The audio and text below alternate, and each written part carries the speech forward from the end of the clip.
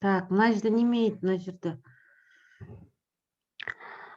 Рассмотри рисунки. Что такое родной язык? Родной дегенді білесің ба?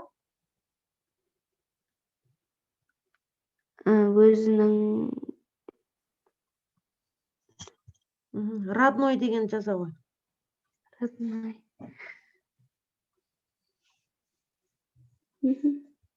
Туған деген сөз. Так, ал енді мына жерде бәрі түсінікті. Так, міне мына сұраққа жауап берші, мына қызыл тұр ғой, міне. Ага. Все ли записи тебе удалось прочитать и понять? Записи. Сонда мұнда неме деген сөз? Запись деген жазу. Жазу тебе сен удалось. Удалось деген не нәрсе? Жазау. Удалось.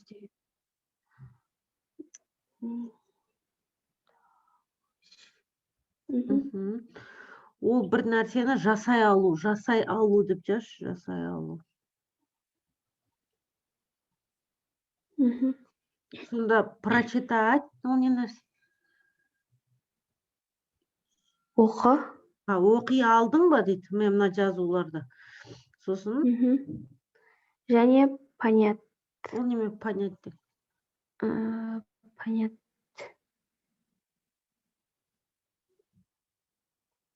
Жаза ғой, понять. Понять. Понять деген түсіну. Яғни түсіне алдың ба деді. Ал енді қара, мына жерде түсіне алдың ба мына жерде?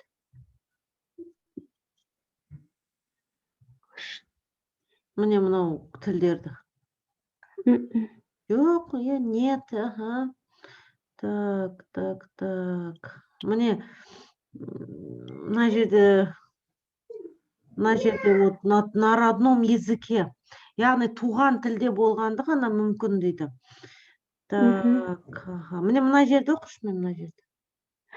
Русский язык государственный язык нашей страны, Российской Федерации. Язык.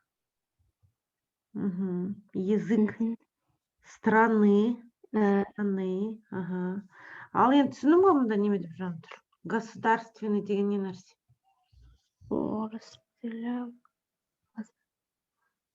Государственный. Жаза ғой. Түсінбедім. Жаза ғой, государственный.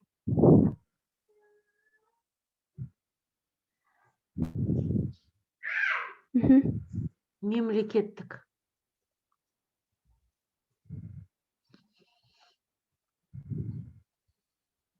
Мемлекеттік. Страны ескі. Страны деген білесің ғой? Ескі. Жоқ, старый. Ескі, ол басқа. А страна, жаза ғой, страна. Бір түрлі емес па? Нет, ол басқа, ол странный. Ол если екі ны болса, ол басқа сөз. Сосын соңында екі ратки болса, қысқа, ол бір түрлі. А мынау страна. Жаза ғой. Ол мемлекет.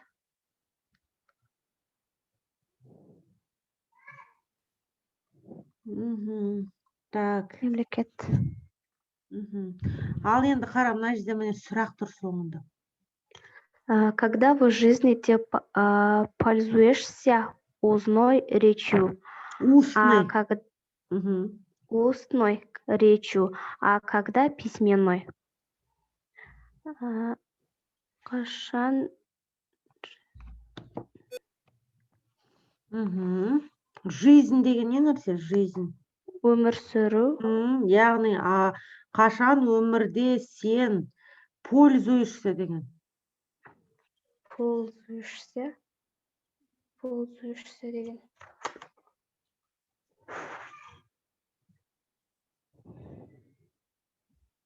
Білмейді екен. Пользуешься деген қолдану. пользоваться. Болды ғой пользоваться. Воспользуешься деп жазып Иә, қойған. бәрі бірдей. Иә, түбірі польза.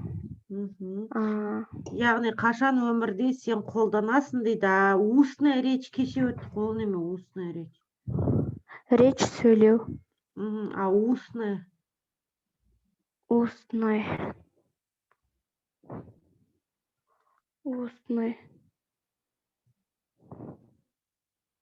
Или устный.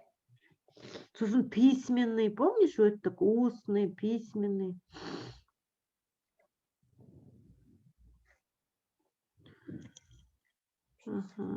Устный деген ауызша сөйлеу, және жазбаша сөйлеу. Устная деп жеттік қой.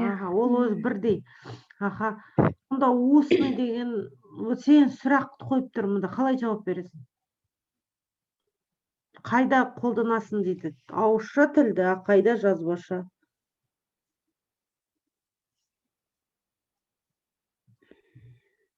Қалай оған жауап бересің? Мысалы, устныйды айт, сөйлеу үшін, сөйлеу қалай болады? Иә. Разговаривать. Когда разговариваю, значит, устную использую, а письменную жазу қалай болады, жазғанда? На букву П. Писать. Писать. Иә, оны білесің ғой сен просто. Ал енді давай дальше. Міне мынаны қарадың ба, мына бетті қарашы, 10-11-ді. Ал енді бірінші сөйлем жоғын ғой. Утром выглянуло солнышко. Таңертең күн шықты. Дальше, молодец. Засверкали суслуки на крышах. Сосульки. Төбелердегі мұздар жарқырады.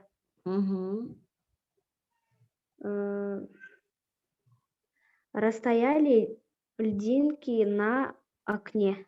Растаяли.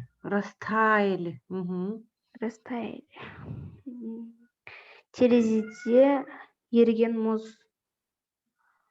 Еріді, иә? Дальше. Весело зачирикали воробы. Весело. Торғайлар көңілді айғайлайды. Иә, солай шуылдады, иә? Жақсы. Так, міне мұнда бір сұрақ болып тұр, қарашы. Мына жерді қарадың ба, міне связаны ли? Иә. Немейді сонда?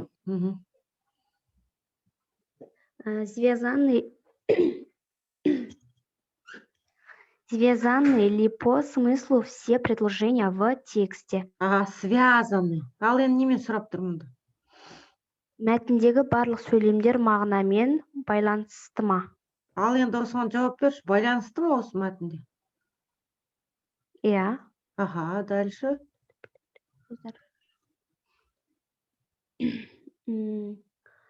Можно ли сказать, что во всех предложениях говорится о признаках наступающей весны?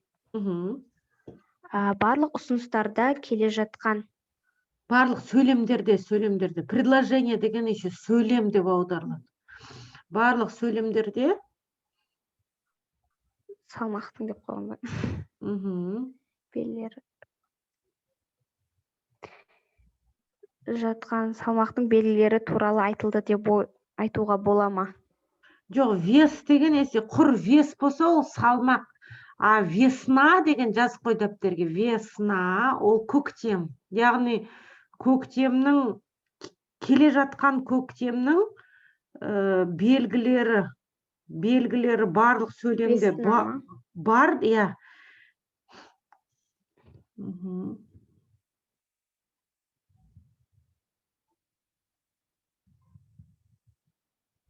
Келе жатқан көктемнің признак деген белгі.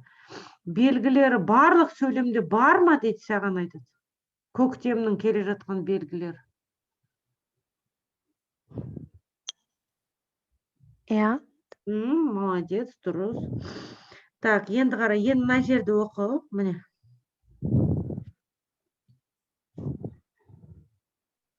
Текст. Текст состоит из предложений. Ал тұра тұр, состоит, ага. Түсінің бұл? Мәтінде Ага, мәтін. Предложение деген сөйлем. Және сөйлемдерден ұсыныс деген тұрады. мағынасы бар, бірақ мұнда сөйлем деген мағынасын қолданамыз. Яғни мәтін сөйлемдерден құралады. Дальше. Предложения в тексте связаны между собой по смыслу. Мәтіндегі ұсыныстар өзара байланысты. Жоқ, сөйлемдер. Мұнда оның сөйлем деген мағынасын аламыз. Яғни мәтіндегі сөйлемдер между собой деген өзара мағынасы бойынша байланысты. Дұрыс. Енді Смыслу деген қалайсында? смысл деген мағына. Мағына. Мағынамен байланысты. Себебі әрбір сөз мағына әкеледі ғой. И бір-бірімен байланысты болып тұр. Көрдің бе жаңағы барлық көктем туралы. Ал дальше текст. Текст можно озаглавить. Түсінің бе жоқ па? Мәтінді атауға болады. О, дұрыс. Ал енді давай ендігі мына жерді оқы міне. Прочитай. Прочитай еще раз текст упражнения 1. Түсінің ғой, неме деп тұр? Прочитай оқы, тағы. Жаңағы упражнение деген не нәрсе ол? Жаттығу, жаңағы мәтінді оқы дейді. Ал енді дальше объясни деген не оқыш? Объясни, как определить в нем количество предложений. Значит, объясни. Объясни деген не нәрсе? Объясни.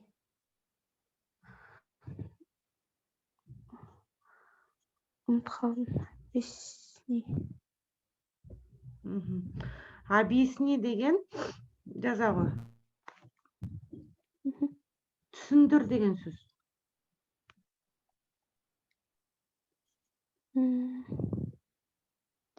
Түсіндір. Определить.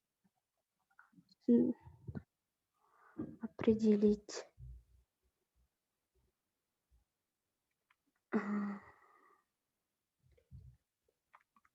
Определить деген анықта. Анықтау.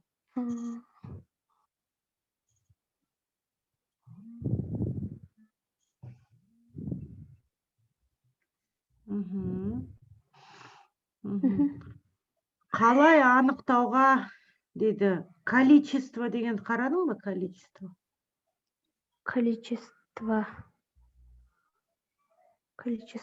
Жаза ғой. Количество деген мөлшері или саны.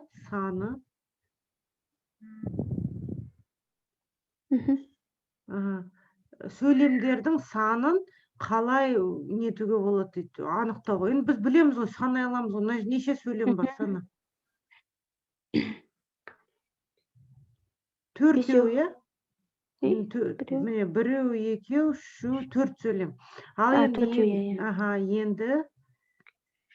4. Міне, саған анықтаудың тағы бір способы міне. Міне, читай текст дейді, оқы. Читай текст, понижая голос в конце каждого предложения и делая паузы между предложениями. Потом, когда вот каждого деген оқығанда, сен оны Г деп оқымайсың, В деп оқисың. Ол жазылады Г, а оқылады В. Например, каждого, В деп оқылады. Ал енді мұнан түсінің ба, жоқ па? Қай сөз түсініксіз?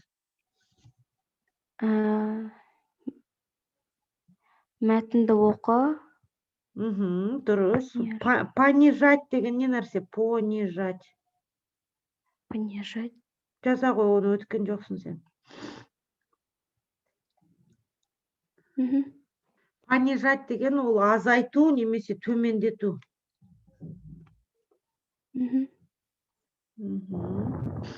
Голос деген не нәрсе? Голос. Жаза ғой голос. Голос деген ол дауыс. Ол айтады, дауысыңды төмендет дейді. Мына мәтінді оқығанда дауысыңды төмендет. Конец деген не нәрсе? Конец. Аяқталу. Яғни каждый деген не нәрсе? Каждый. Әр. Міне қара, әр сөйлемнің аяғында дауысыңды төмендет. Мысалы былай. Мысалы, представь, что сен мына мәтінді көрмей тұрсың, а мен саған оқып жатырмын, диктант сияқты. Мен саған былай айтамын, утром выглянуло солнышко. Көрдің ба, дауысын төмендеттім. И делай паузу. Делай паузу деген қалай түсінесің? Делай деген не нәрсе? Делай. Жаза ғой, делай. Делал ма? Ол не нәрсе? Делал. Ол жасады деген сөз. Ал мынау делая, ол жасап. А пауза дегенді білесің бе? Пауза. Тоқтату. Кідіріс, тоқтату жаса дейді. Кідіріс жасап, между деген. Между. Жаза ғой, между.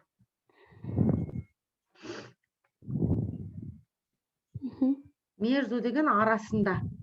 Сонда ана сөйлемдердің арасында дейді, пауза жасайсың. Міне қарашы, мен пауза, диктант оқығанда мен былай айтам. Утром выглянуло солнышко. Сосын міне кідіріс жасадым, көрдің ба? Тоқтадым. Содан кейін засверкали сосульки на крышах. И сен солай білесің, что сөйлем аяқталды. Түсінің ба? Так. Қазір. Каким приложением можно подписать рисунок? Напиши это предложение. Так, міне мына сөйлемге қандай тағы не сөйлем құрастыруға болады? Мына суретке қарашы, мына жерде. Айтылмаған сөйлемдерді. Жаңа сөйлем бірдеңе. Құстар ұшып жүр. А как это сказать? Құстар. Птицы. Летают, Летают. А қар жатыр деп қалай айтуға болады? Снег. Молодец, снег лежит. Все, дұрыс. Лежит. Енді қара, мына жерде так, почему это у вас не составляет? Ал енді мына жерде қарашы, мына жерде мына сөйлемдер жатыр. Мына сөздерді білесің бе сен, жоқ па? Бабушка, әже. Сказка, ертегі. Внук, немере. Читает, оқу. Ал енді қандай, міне мына жерде сұрақ тұр, қара. Міне, почему дейді. Оқыш мә, почему? Почему это слова не составляют предложение? Эти. Көпше түрде ғой. Неге бұл сөздер дейді, құрастырмайды сөйлем. Себебі бұлар бәрі жеке-жеке шашылып жатыр ғой. Ал енді сен бұларды жинап бір сөйлем құрастырып берші маған. Или бір ма, бірнеше сөйлем. Қандай сөйлем құрастыруға болады?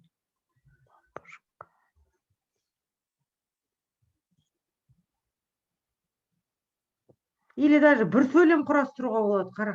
Осы 4 сөзден бір сөйлем құрастыруға болады. Қалай құрастырасың, айтшы?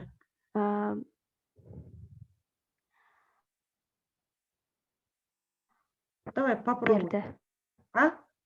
Немересіне? Дұрыс, давай, баста, қайсынан бастайсың? Бабушка. Дұрыс, бабушка. Бабушка, сказка. Жоқ, етістік керек, әрекет. Не істеп жатыр? Читает. Не нәрсені? Бабушка читает. Не нәрсе? Сказка. Сказку. Соңында аның орнына у болады. Бабушка читает. Он жазып отыр даже мынаны. Бабушка читает сказку. Ана ат түсіп қалады, у болады. Сказку. Соңында кімге? Кім? Иә. Читает сказку внуку. Төртінші сөзі внук, оған у қосасын. Түсінің ба? Внуку. Жоқ, бабушка читает сказку внуку. Так, все, енді дальше. Так, енді басқан, енді әрекет жасаймыз. Так, тұра. Енді кешегі немізді бітіреміз, қазір. Ана немізді.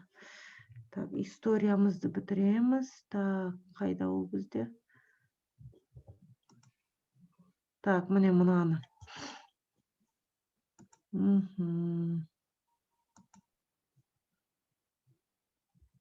Көріне ма? Или? Жоқ, мұнаны тоқтату керек, қазір. Так, окей. Так, ал давай енді мұнаны талдайық. Помнишь, кеше тоқтадық қой, мұнаны жалғастырайық, мұнаны бітірейік. Достал солдат ложку, помешивает варево. Достал.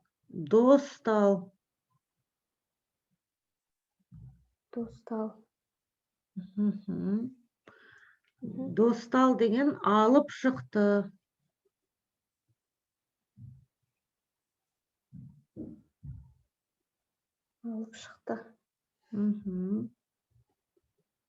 Ложка дегенді білесің ғой, ложка? Қасық. Енді помешивать деді. Помешивать.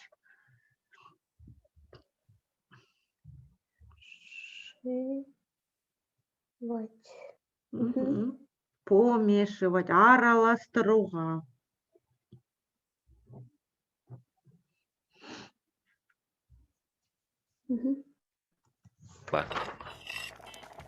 Попробовал.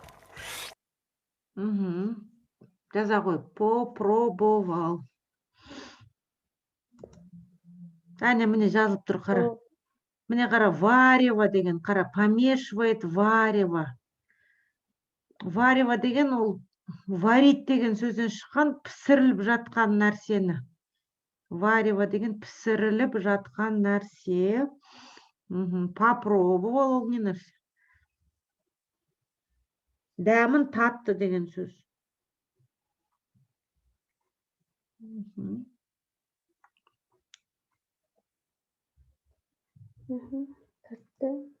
Ну как? Мынау қалай? Ну как? Қалай? Ага, спрашивает, не нәрсе? Спрашивает.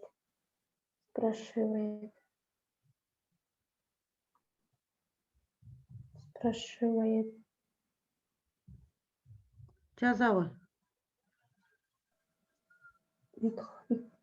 Ничего, зато ол солай көп рет саған алдыңа кездессе, ол сенде сақталады. Потому что сенде уже көп нәрсе сақталып жатыр уже. Спрашивать деген ол сұрайды. Спрашивает старуха. Әже. Кемпір. Скоро будет. Мынау скоро деген не нәрсе? Жақында болады, будет. Готов, дайын. Дайын, молодец. Готово. Жаль, вот только... Жаль.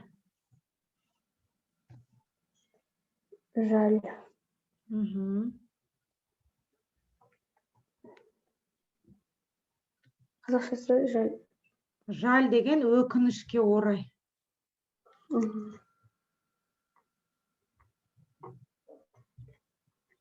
Орай. Өкінішке орай.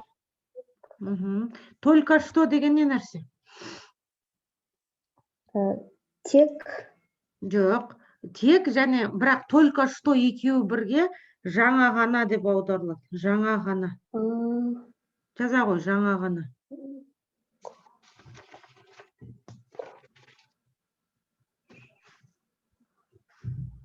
Только что. Жаңа ғана. Что посолить нечем. Посолить.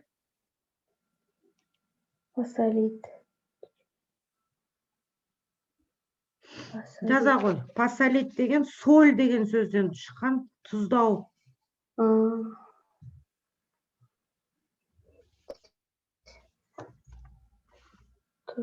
Тұздау.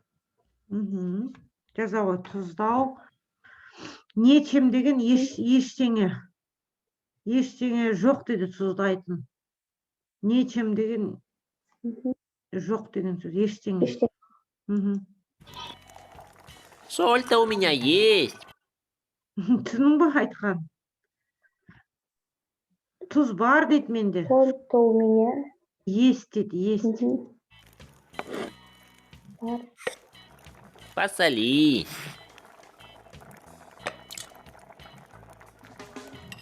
Солдат посолил. Снова попробовал. Снова деген не нәрсе? Снова. Снова деген қайта, жаза ғой. Қайта, дәм татты. Попробовал деген жаздық қой, дәм тату. Хорошо. Ежели бы сюда, да, горсточку. Жақсы дейді. Енді суда горсточка деген білесің ма не нәрсе? Горсточка. Жаза ғой мына жерде. Горсточка деген бір уыс деген сөз. Бір уыс. Крупа деген ол әлгі әртүрлі болады ғой, мысалы күріш немесе түрлі нелер әлгі. Қалай туа болады? Әйтеуір әртүрлі болады ғой, гречка болады. Иә. Оны қалай атауға болады, крупаны? Қиын, иә? Еще этот дүкенде кейде жазылып тұрады ғой, нелер, крупы деген әлгі бөлімдерде бөледі ғой, мысалы. Жарма дейміз. Жаза ғой, крупа деген жарма.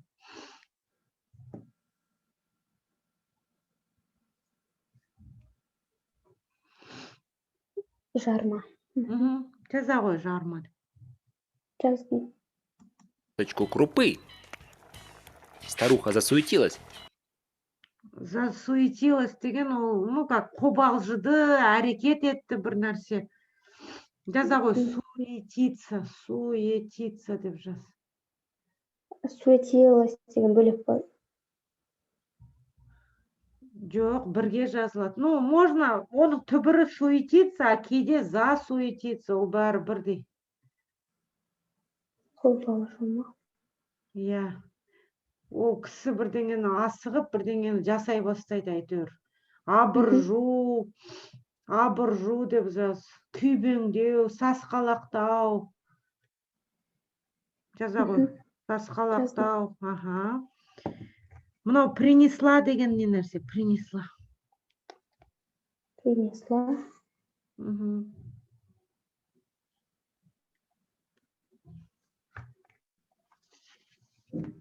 Жаза ғой егер білмесең.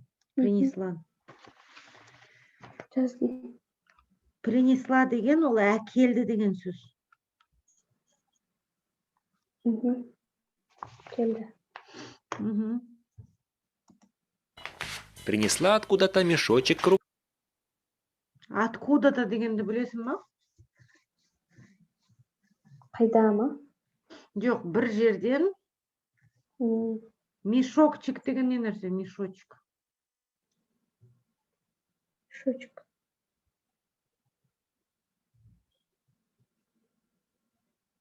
Білмейді. Мешок міне мынау. Әлгі бір теңгені мешоктары болады ғой, әртүрлі мешоктар болады әйтеуір. Дорба.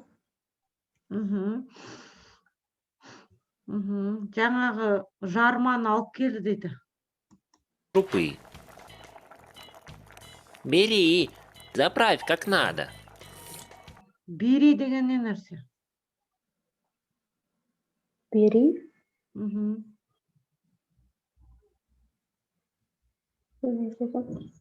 Жаза ғой. Бери деген ал деген сөз.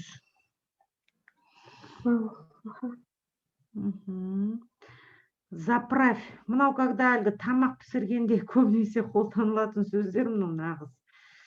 Так. Заправь деген қос дейді. Немесе құй.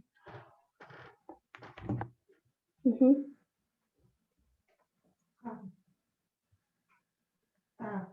Как надо деген ол керегінше. Яғни қажет болғанша.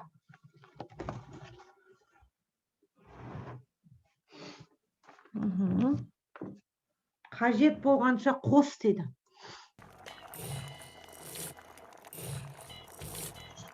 Заправил варево крупой. Варил, помешивал.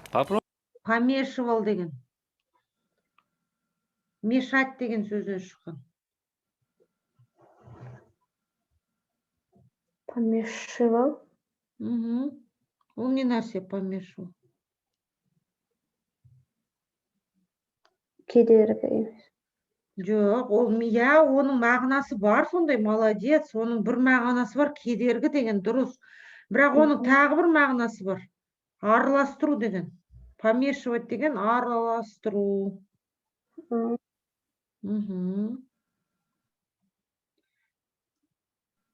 Араластырды, сосын попробовал деген не нәрсе? Оны сен жаңа ғана өтті, ол попробовал. Попробовал. Дәмдатты. Молодец. Пробовал. Глядит старуха на солдата во все глаза. А мынау немене? Старуха не істеп тұр? Глядит старуха на солдата во все глаза. Ол өткен сабақта жазғанбыз. Во все глаза. Глядит. Жаза ғой, глядит деген, это значит қарау. Бұлай бүйтіп қарап тұрасың. Во все глаза деген, яғни бүкіл көздерімен, көз айырмай деген мағынада ғой, көз айырмай. Жаза ғой, глядит во все глаза, яғни көз айырмай қарап тұр дейді.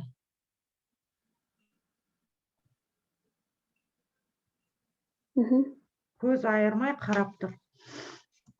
Оторваться не может. Что такое оторваться не может? Яғни оторваться деген ол бір нәрседен сол айырылу. Яғни айырыла алмай тұр. Яғни көзін айыра алмай тұр деген сөз. Оторваться не может, яғни айыра алмай тұр. Көзін, түсінің ба, я? Ох, и каша хороша, облизнулся солдат. Мне мына сөзді өткен жоқсың сен, облизнулся.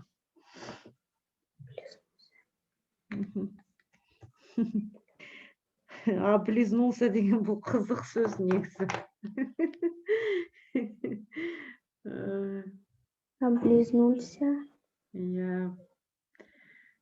Ол әлгі мысық, мысалы, или ит әлгі қарын ашып тұрады ғой. Сонда әлгі кішкене бұлай жаланып қалады ғой. Тілін шығарып, бүйтіп, ерін жалмаңдап. Жасап. Деген ол жалмаңдап қалды. Түсінің ба? Как бы сюда, да чуток масла. Чуток деген не нәрсе? Чуток. Чуток. Чуть-чуть деп айтамыз ғой. Чуть-чуть. Сәл. Молодец. Масло деген. Сәл ма? Дұрыс. Май емес па? Бірақ май болса ғой дейді. Было бы и вовсе объеденье. Вовсе деген ол одан сайын дәмді дейді. Объедение деген ол когда кісі әлгі объедение деген ол дәмді деген сөз. Одан сайын дәмді болады дейді. Объедение. Жаза ғой, объедение. Тәтті, одан сайын тілді үйрет, дәмді деген сөзі білдіреді.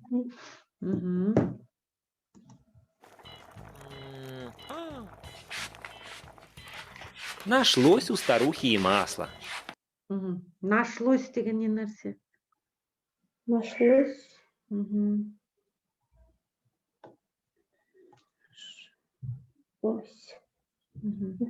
Нашлось деген ол табылды. Мгм. Табылды. Майда табылды дейді. Мгм. Сдобрили кашу. Мына мағына өте қызық бар ғой. Мына добрый деген сөзден шыққан. Білесің ба, добрый деген не нәрсе? А? Мейірім ба? Мейірімді. Молодец, бірақ қаша қолданып тұр, иә? Мгм. Яғни оны тамаққа қолдансаң, онда дәмдеу дейді, дәмдеу. Сдобрили ма? Дәмін келтіру. Түсінің ба? Дәмдеттік дейді ана кашаны маймен. Ну, старуха, теперь подавай хлеб. Теперь. Теперь. Мгм. Не нәрсе ол теперь деген? Теперь. Білмеймін. Жаза ғой. Теперь деген енді деген сөз. Енді. Мгм. Мгм.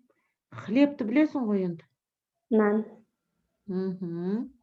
Подавай. Әкел ма? Мгм. Әкел дейді, нан әкел дейді. Мгм. Да принимайся за ложку. Мгм. Принимайся деген не нәрсе? Принимайся. Әзірле дейді қасығыңды. Станем деген қазір бастаймыз дейді. Станем кашу есть. Қазір ана жеуді бастаймыз дейді, ана ботқаны. Түсінің ба? Мгм.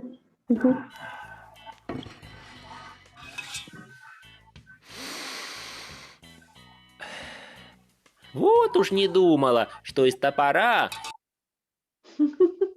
Мынау неме думала деген не нәрсе? Думала. Мгм. Жаза ғой. Думала деген ол ойлау, бірақ өткен шақта. Ойладым деген сөз. А мұнда болымсыз түрде ойламадым. Мгм. Ойламадым дейді. Мына неден әлгі балтадан. Этакую добрую кашу можно сварить. Добрую деген, яғни мұнда мейірімді, кашаны жасауға сварить дегенді білесің ғой, жоқ па? Сварить. Сварить. Мгм. Мгм. Сварить деген пісіру.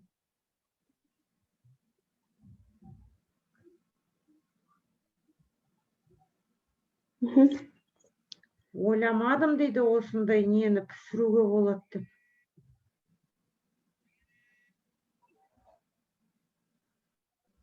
Түсінің ба?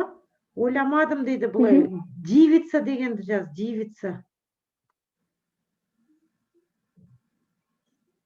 Дивица деген ол не аң-таң болу.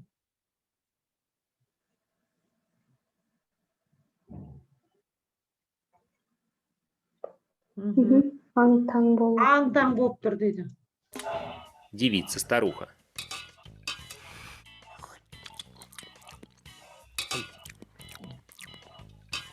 Поели вдвоем кашу. Старуха спрашивает.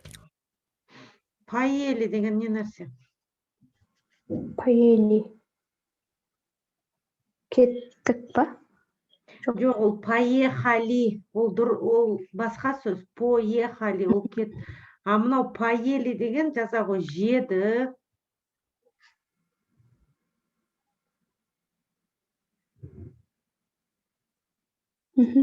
Вдвоем деген не нәрсе? Вдвоем. Екеуі. Сосын старуха спрашивать деген не нәрсе? Спрашивает. Жаза ғой. Сұрайды. Служивый, когда ж топор будем есть?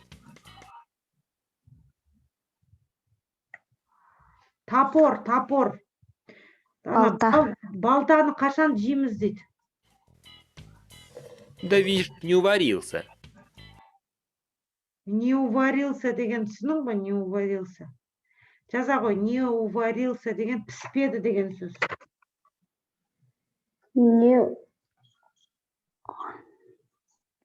Не уварился.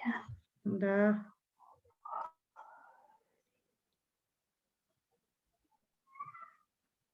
Піспеді. Піспеді дейді ол. Отвечает деген не нәрсе? Отвечает. Жауап. Я жауап берді дейді. Отвечает солдат. Где-нибудь на дороге доварю. Где-нибудь. Где-нибудь деген сыны ба? Бір жерде, дорога деген. Дорога. Жаза ғой. Дорога деген жол. А доварю дегенді білесің ба? Доварю. Оны пісіріп бітірем дейді. Пісіріп бітіру яғни.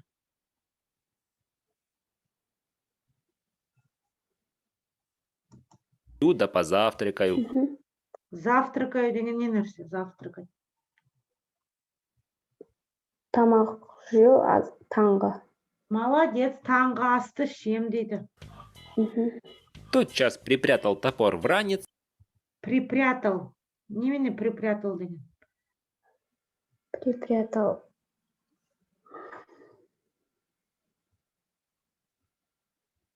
Жаза ғой припрятал деп. Припрятал деген тығып қою. Ранец деген жаз, міне ранец. Ранец деген ол рюкзак. Ол сөмке. Ана сөмкеге тықты дейді. Распростился деген ол сау бол деді. Мына әжеге сау бол деді.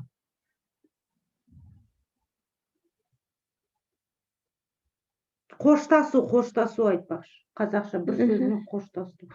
Распростился, қоштасты. Распростился с хозяйкой и пошел. Хозяйка деген білесің бе не нәрсе? Біз жаздық қой оны, я, хозяйка. Үйдің иесі. Молодец. Пошел. Пошел, кетті ма? Пошел в иную деревню. Иная деревня деген түсінікті ме? Иная деревня. Ауылына. Басқа ауыл, басқа деген. Басқа ауылға дейді. Ее деген. Вот так-то солдат и каши поел, и топор унес. Әне, поел дейді кашу. Ол қалай түсінесің? Не. Солдат та кет. Жоқ, кашаны жеді. Сосын топорды унес. Унес дегенді қалай түсінесің? Унес. Унесті жаза ғой, әкетті. Балтаны әкетті, кашаны жеп қойды. Әкетті.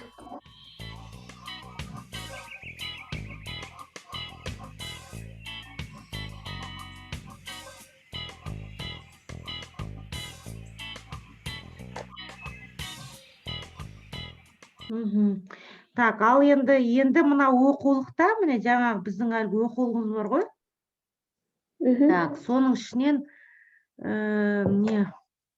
не аудара бер онда ендігі нелерді қазір. Так, қазір мен саған оны көрсетейін, сол оқулықты. Так, мына жерде екеуміз аудардық қой, жаңағына. Иә. Енді мына жерді оқышы, мыналарды тоже аударып қой, я?